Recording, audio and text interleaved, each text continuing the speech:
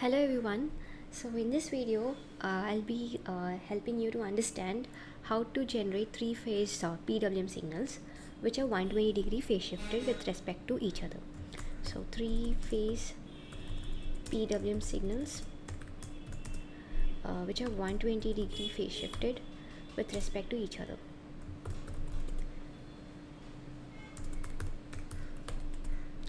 And using STM32 microcontroller. So this is all about this video. So in this video what I'll be covering is a bit of a background, like how these three-phase signals would look like and how to calculate the time period for it, or how to understand it's this much phase shifted or not. Then the second part would be the implementation part, where the coding configuration I'll be covering. So here this includes code as well, code and config. Then the final part will be visualization of the output in the oscilloscope. So these are the three main things you can expect out of this video. And before getting started, I will like to say like how the process I would like to take this video through to make you understand. So let's say the steps I'll be following for you to in helping you to understand would be like, first generate one PWM signal. Let's call this as a PWM1 or the phase 1, and let's define its frequency and duty cycle. So it will be easy for you to expect this is what to fix some value, so it will be easy for us to understand or fixing because I'll be demonstrating it with respect to one value, right?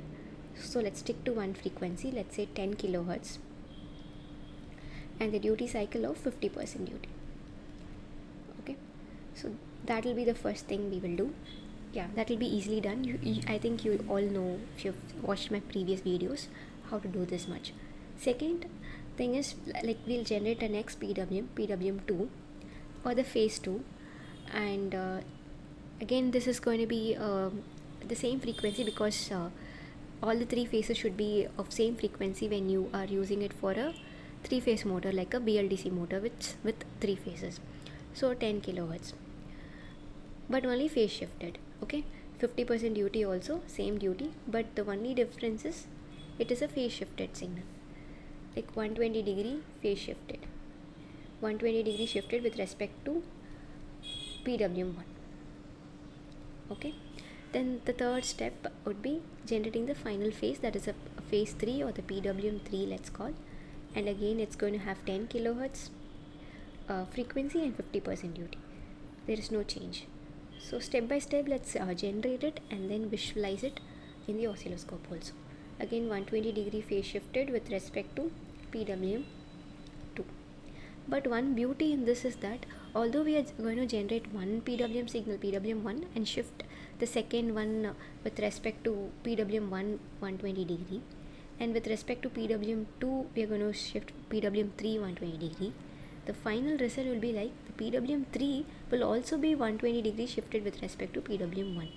Why is that? Because like 120 into 3 is going to be 360 degrees, so it's going to complete one cycle. So this is the beauty of having a 120 degree phase shifted signal. All the three would be equally 120 degree shifted with respect to each other. Okay, so this is the steps, and this is what you can expect out of this video. But even before that, I would like to draw the PWM signals and show you how a phase shifted, like 120 degree phase shifted signal would look like. Why I want to do this is because most of the people, most of the students I see, they struggle to understand when it comes to like 60 degrees or 120 degrees phase shift. But if it's 90 degree or 80 degree or like 90 degree or 180 degrees, they easily visualize it. Like 180 is half of 360, right? Half of one period. So it's easy for them. So but to make this video more clearer and make you understand what you need to expect when you see a signal, I'll just explain this. So let's draw PWM1. Let's call PWM1. So let me draw a PWM1 like this. Okay, so this goes like this. Let's call this PWM1. So next, like we have told PWM1 is 10 kilohertz. So if frequency is 10 kilohertz, time period would be 1 divided by frequency, which is equal to 1 divided by 10 kilohertz, which is 0.1 millisecond. So that is the time period. Time period is what? It's a one cycle period is the time period. So when the same pattern is repeating, that is one cycle. So from here to here, it is 0.1 millisecond if we take 10 kilohertz frequency. This 0.1 is one time period. One time period corresponds to 360 degree, right? One cycle is 360 degree.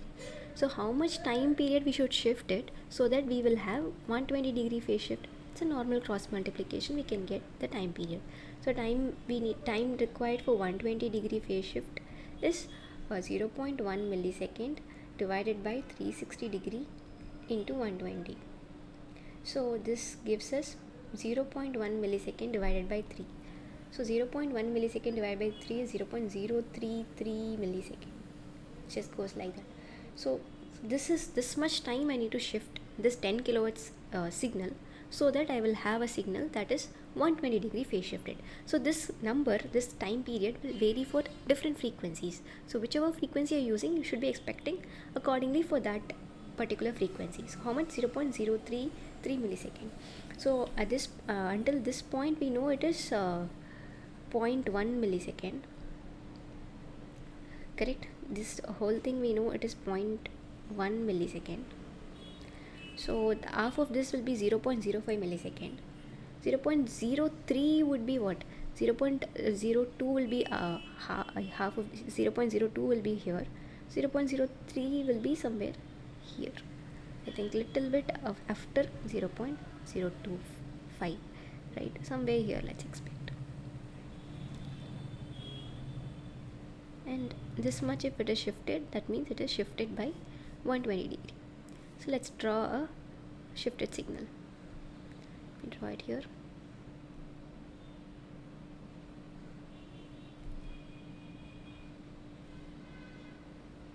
So this is a 120 degree phase shifted with respect to PWM1.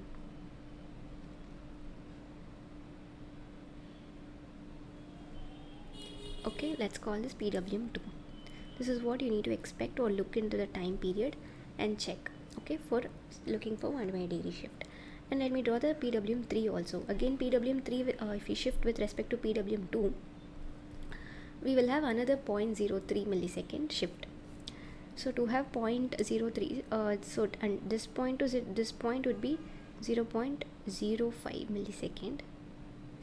So somewhere the middle will be 0.025. So after middle somewhere is 0.03. So I'll just have this dotted lines to guide me draw it. Okay, so let's draw the signal, the third signal also.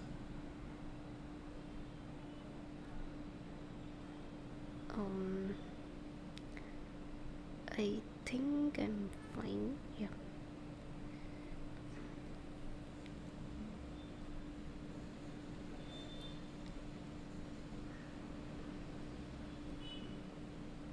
So this is how we have to expect the third signal also. So draw this. This goes like this. It's a PWM, right? Starting and ending, because it's a periodic signal. It just keeps going on and on. So now you can visualize the 120 degree phase shift with respect to each other. So it is not just these two are 120 degree phase shifted, but also PWM3 is also 120 degree phase shifted with respect to PWM1 also. These two are also 120 degree phase shifted, PWM1 and PWM3. So this calculation part and this is now clear. What you need to expect at the output is clear. So now let's move on to the implementation part using STM32. So now let's get into the implementation part, like coding and the implementation. So before we get into the cubeide, I just want to brief you like what are the functions you'll be using. Like one very commonly known is PWM, that I think by this time you know all how to generate a PWM. So that we'll be generating PWM, and then for giving a phase shift we'll use some registers like we'll use this output capture of a register that is used, that's going to keep counting the values until where we need to stop. So this is what is going to count until the phase shift time is occurred or time comes. And along with all this, there is one more new thing that we will be using is a trigger mode in this implementation. So trigger mode is something new, but let's see how to do the configuration, how to get it done and working. So let's move on to the STM32 cubeide. Open the cubeide and then create a new project. So let's create a new project, STM32 project. Like step by step, let's first generate, like as I mentioned, 3 steps. First let's generate only the PWM first. Okay, so first let's select the board, STM32F401CCU6. this is my board. Whichever IC that you are using, please select that IC. But the configuration, other things will be the same, that's not a problem. Let's say video on 3-phase 120-degree shifted signals, right? PWM, we put that. Okay, so let this be let the project be created. Let's wait. So first thing will be, first we have to generate the PWM. Okay, you know how to generate 10 kilohertz PWM. I'll be generating that once this is opening.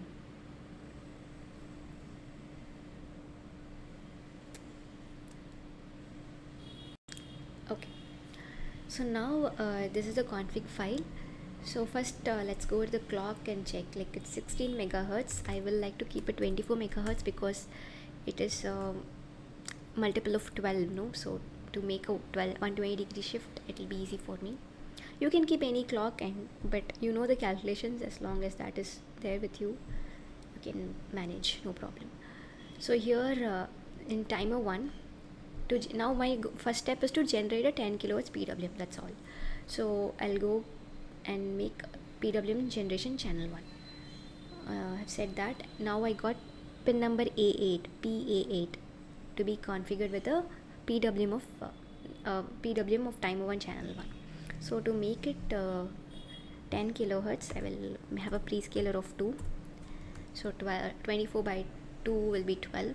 Then a counter period, I want to keep a counter period of 1200, so that it becomes 10 kilohertz. Like if you want, I can show you the brief calculation here. Like our F clock was actually, I set it to be 24 megahertz.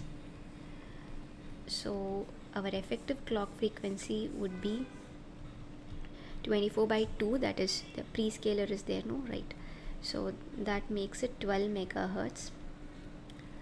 Then finally the counter period. So counter period is I'm keeping 1200. So 1200 counter period would make the effective frequency to be final frequency. Let's say final 12 into 10 to the power 6 divided by 1200. So 12, and this becomes 100, and then this becomes 10 to the power 4. So 10 into 10 to the power 3, which is 10 kilohertz. So finally I got 10 kilohertz frequency by putting this values. Okay, so 1200 is what it is. Suppose this is my PWM, one cycle of a PWM. So one cycle of a PWM, it takes 1200 clock cycles or ticks. Let's say clock ticks. It takes 1200 times to complete one cycle. Okay, that's the counter period significance. So we have done all this. So now we'll save this configuration and generate the code. Yes. So in the code you have to start the PWM, initialize the PWM, and also set the T on time. The T on time we can also set in the config file also. See, I'll tell you, we don't even have to put the code there for the T on time. See, PWM generation channel 1 is there, right here. So here you have a tab for pulse 16-bit. There you can put your T on. 50% UT means how much T on should be?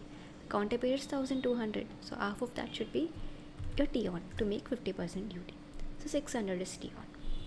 Okay, clear? So this can also be done. So you have to set the T on also. Again, give the save it and generate the code again. So now only one line we need to add. We don't even have to write the T on in the code. We just have to start the PWM. So code is generated. So coming down, I will write above the while loop, just above the while loop. I'll put this HIL timer PWM start, and but here the timer is 1 and channel is 1. Okay, that's it. Now it's time to upload. Let me upload the code by connecting my programmer. Connected the programmer, so upload it. Let's see. Yeah, build finish, not yet. Okay, it's not able to detect. Okay, let me connect it.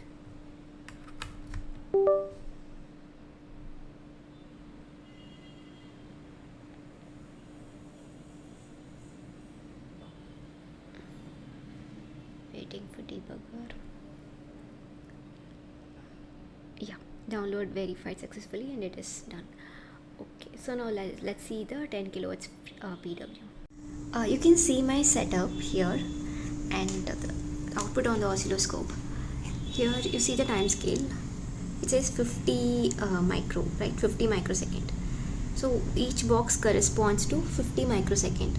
50 plus 50 would make 100. So one time period is 100 microsecond. 50 plus 50. And 50 microsecond T on, 50 microsecond T off. 1 divided by 100 microsecond is 10 kilohertz. Okay, 50 plus 50, 100 microsecond is one time period. 1 divided by time period is 1 divided by 100 microsecond, that is 10 kilohertz. So we generated a 10 kilohertz PWM1 or the phase 1 signal. So now let's go on generating the next PWM2, which should be 120 degree phase shifted with respect to our first PWM. So for doing this, let's initialize the output capture register in timer 1. See, to make things clear, we have to enable trigger mode. Like this timer 1 can be timer 1 can act like a master and timer 2 can act like a slave. So timer 1, whatever configuration we give in the trigger mode would work in the timer 2. Okay, so in timer 1, see timer 1, I have still now not changed any configurations. So come to timer 1 and channel 2, make it output compare, no output. Output compare but no output. We are not going to get any signal, but internally the ticking will be there. Okay, how long if this ticking goes? It will be 120 degree phase shifted. So let's find it out. So 1200 ticks makes one cycle. So 1200 ticks makes one cycle, or 360 degree. One cycle is nothing but 360 degree. So we need 120 degrees. How much ticks it should be? 1200 divided by 360 into 120 will give us the number of ticks, right? So this is 3 and this is 400, right? So 400 ticks. When the 400 ticks are there somewhere here, it would be 600 ticks at here. So 400 would be somewhere over here, correct? When this comes, 400 ticks will be completed. Then we have to generate the next signal, correct? So the number of ticks we need is 400. Okay. So we need to make this output compare without any output. Output compare this channel 2 to count until 400. So now the configuration for the channel 2 would be enabled here in the parameter setting. Let's come down. Even before coming down, you will see the trigger output. Okay, in the parameter setting, come to the trigger output and trigger event is there, right? Only change this. Change the trigger event to be output compare references to OC2, because our channel 2 is output compare, right? So channel 2, so you select OC2 reference. Okay, see, again I'll show you. Nothing I have changed, only the trigger event output compare OC2 ref. Okay, why OC2? Because the channel 2 here. Okay, then come down. PWM1 we have already configured to be 600 because 50% duty, no problem. Come down. Now this output compare no output channel is enabled.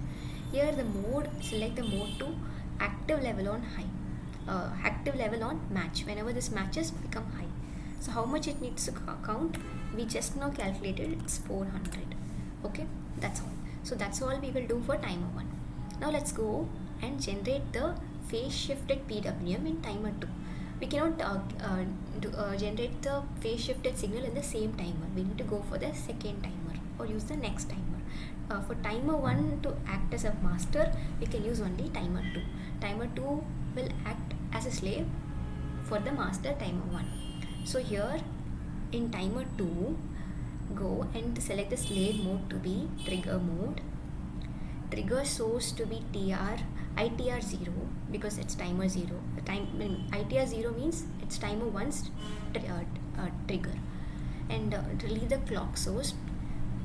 Don't do anything with the clock source, but channel 1 we need a PWM generation at channel 1, but this PWM generated should be with respect to the trigger generated from the ITR 0. So ITR 0 will generate a trigger when 400 counts are done, because we have configured it in the timer 1.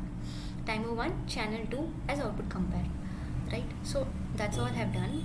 But now this PWM 2 should also have the same frequency as PWM 1, right? To have the same frequency, I should have put the same prescaler configuration 2 minus 1. To have the same frequency, I should have the same counter period also 1200. So now the frequency of the PWM in channel 1 of timer 2 is done. So channel 1 of timer 2 is PA0. So PA8 is our first PWM, and the phase shifted 120 degree PWM we can see at PA0. Okay, don't change anything. You can see in the slave mode controller, it is automatically showing trigger mode. When you have this configurations done, you will automatically see this. Slowly come down. In the pulse PWM, how much T on we need, just put how much T on we need. T on I need is 50% T on. 50% T on will be 1200. The total counter period divided by 2, that is 600. Okay, don't change anything else. Everything else leave it. Save it. Save the code. Save the config and generate the code. Yes. So it is generating the code. So now what we need to enable, we need to start two things. One is the output capture, and the other one is the PWM from the timer 2. That is a phase shifted PWM. So this one was already there. Let's say PWM 1 or the phase 1. Second, we need to enable the output capture. So OC, let's start. That is again timer 1 but channel 2. This is for that counting 400 counts, or to shift register which counts for the shift. And then again we need to start the PWM in timer 2 channel 1. This will be the phase shifted PWM or the PWM 2. Okay, so now let's upload this and see the output.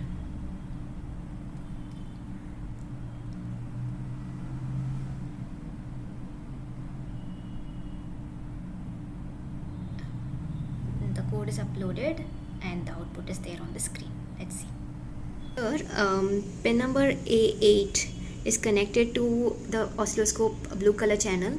That's the first PWM, blue color PWM. The second yellow channel is connected to the pin number A0. A0 is connected, it's yellow color channel, and that's the second phase shifted signal. So time scale is 50 microsecond, and I've used the cursor A and B to tell the difference. Here is the A, exactly starting of the PWM 1, and B is exactly the starting of the PWM 2. So the difference is around 35 microseconds. That is nothing but 0.03 milliseconds. So we exactly got a 120 degree phase shifted signal. So now we have seen two signals, PWM 1 and PWM 2. Now let's do the third phase shifted signal. So again we need to configure it in the PWM will come from the timer 3. But before that we need to configure this output capture in the timer 2, right? So channel in timer 2, channel 2, let me say output compare no output. Okay, so what we should do, we should enable this trigger event. So trigger event would be OC2 ref, because it is channel 2, so OC2 ref. Then again come down, now your output compare has enabled. So how much shift we need? We need another 120 degree shift from timer 2. So again say 400 from timer 2. Okay, it's done. So 400 from this, correct? Yeah, so and this mode should be active level on match. That's it we will do on the timer 2. Now timer 3, all that we need to do is enable our PWM, but make it work under the trigger mode. Slave mode, select trigger source ITR1 because it's from timer 2, and channel 1 PWM generation 1. Okay, to make the same frequency, to have it with the same frequency, select the same prescaler to -1, and then counter period again 1200 because we need the same frequency for the PWM3 also. Then we need to set the pulse, like how much is it? T on. How much T on we need? We need 50% duty. So 1200 divided by 2 is 600. So everything is set. Okay, I'm not changing anything else. Let's checking everything is configured or not. Yeah. Now let us save this configuration and generate the code. So what else we need to update in the code right now? We need to enable the timer 2's output compare, and also enable timer 3's PWM, right? So let copy the last two codes, 2 lines of the code, and pasting it here. So HIL timer OC start timer 2 channel 2, fine, that's for that register, for the timer 2 channel 2. Then HIL timer PWM start with the timer 3 channel 1. So this is our third PWM signal. So at which place we should expect this? PWM3 should be expected at pin number A6. Okay, so now let's upload the code. Yeah, I'm going to upload the code. Run.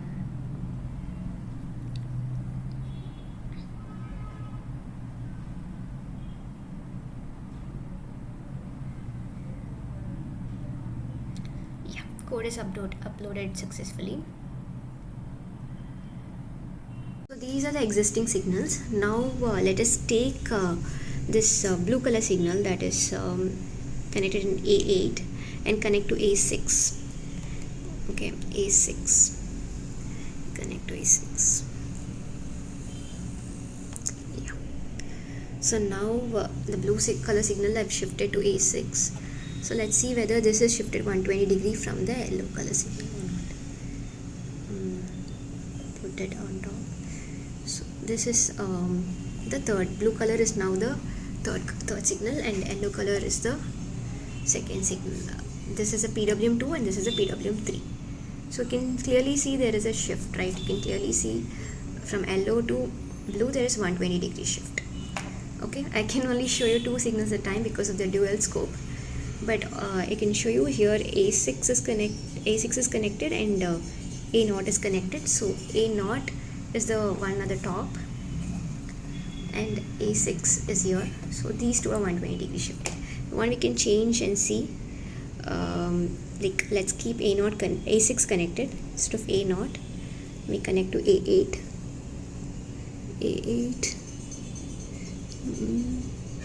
Yeah, so now you can see A8 is yellow color signal. That's the first PWM we generated, and this is PWM1.